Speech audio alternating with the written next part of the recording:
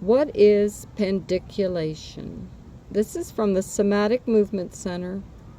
What is clinical somatics? Pandiculation is generally defined as the act of stretching oneself and yawning, especially upon waking. However, our automatic pandicular response isn't always functioning. It's a fundamental part of our neuromuscular functioning. In fact, when it comes to maintaining health, pandiculation is equal to exercise and a balanced diet. When we stop pandiculating, our muscles become tight, we experience pain, poor posture, and limited movement, and over time, the structure of our body breaks down. How does natural pandiculation work? Pandiculation is our nervous system's natural way of waking up our sensory motor system and preparing us for movement. Humans, along with all vertebrate animals, tend to automatically pandiculate when we wake up and when we've been sedentary for a while.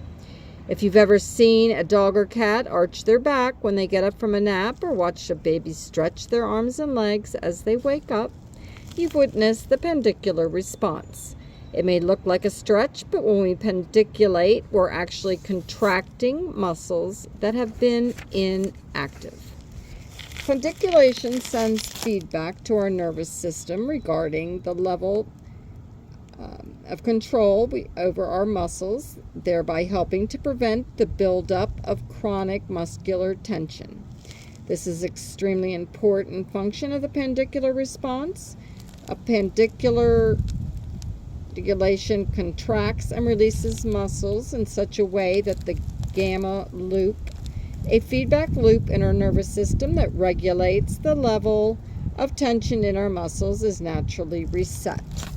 This resetting reduces muscular tension and restores conscious, voluntary control over our muscles. Preventing the buildup of tension in our muscles is critical to maintaining healthy posture and movement throughout our lives. Fetuses have been observed pandiculating in the womb, showing how deeply ingrained the pandicular response is in our nervous system and how fundamental it is to our musculoskeletal functioning. Unfortunately, as we age and develop habitual ways of standing and moving, our natural pandicular response typically can't counteract all the learning that occurs in our nervous system. Our repetitive sedentary lifestyles are quite different than the active lifestyles of our ancestors. We tend to build up muscle tension at a much faster rate than they did because we move less and tend to have less variety in our movements. As we gradually build up,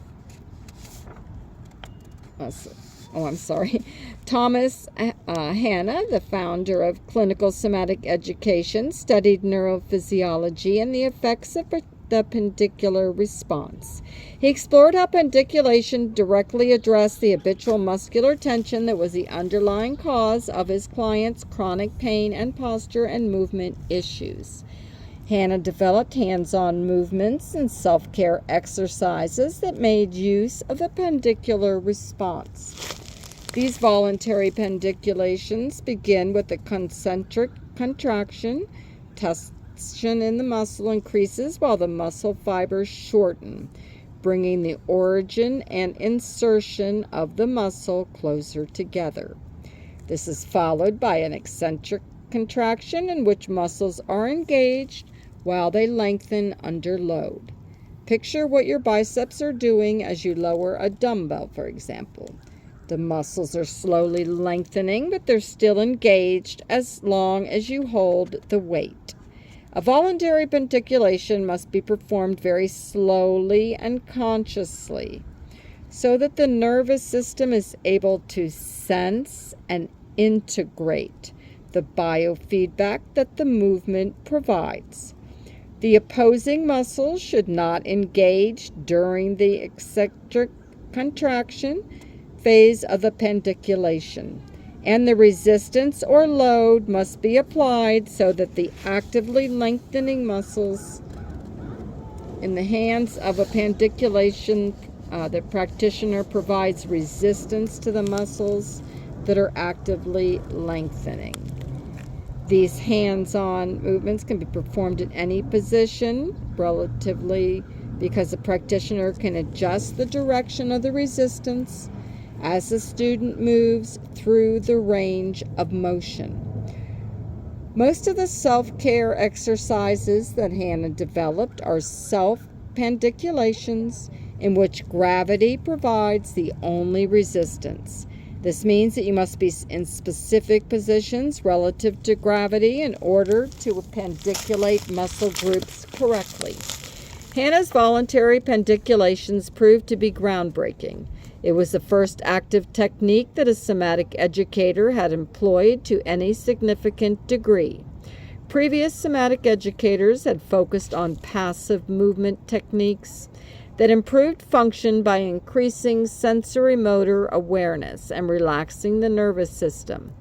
Hannah found that, however, that voluntary movement was the most efficient and effective way to unlearn chronic, involuntary muscular contraction and retrain posture and movement patterns. Pandiculation quickly reduced muscular tension, and since this was accomplished through learning rather than manipulation, the effects were typically long-lasting. Hannah first taught his students pandiculations that focused on contracting and releasing small groups of muscles. Once his students began to release into natural, efficient, full-body movement patterns. Hannah codified his methods and lessons based on the 3 postures observed in clients, an approach he calls clinical somatic education. Following each hands-on lesson, Hannah gave his students simple self-care exercises so that they could learn how to take care of themselves rather than rely on a practitioner. While earlier methods of somatic education were relatively free-form, Hannah's was systematized and easy for people to practice at home. In 2022, a study of voluntary pandiculation was published in a peer-reviewed journal for the first time. It was a study of 103 patients with chronic low back pain and/or neck pain. After the patients completed an average of 3 sessions, followed by practicing the exercises at home, their lower back pain was reduced by 81%, and their neck pain was reduced by 80%. Why clinical somatics is so effective. One of my favorite things that a client has ever said to me is that, "You know how my daughter stretches when she wakes up from a nap? I noticed myself doing that this week, and I haven't done that in a very long time." After just 1 lesson in clinical somatic education, this client had already experienced her natural pandicular response kicking in. The nervous system is capable of changing and learning through our entire lives. Just as our nervous system learns to keep muscles tight, it can also learn how to release the chronic tension. Hannah discovered pandiculation is one of the most efficient and effective ways to release chronic tension, relieve muscle soreness and pain, and restore full voluntary muscle control.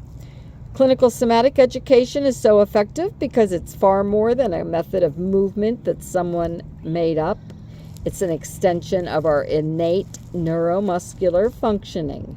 The technique of voluntary pandiculation allows us to reduce our resting level of muscle tension to baseline levels, restore our natural posture and movement patterns, and regain full voluntary control of our muscles. Practicing clinical somatics exercises teaches you how to use voluntary pandiculation to reduce your muscle tension and restore natural posture and movement. It also increases your sensory motor awareness, and so you'll likely experience your natural pandicular response more often. Pandiculation is so fundamental to maintain our health that it's equal to exercising and eating a balanced diet. If we want to prevent musculoskeletal pain, poor posture, limited movement, and structural breakdown as we age, we must pandiculate our muscles every day.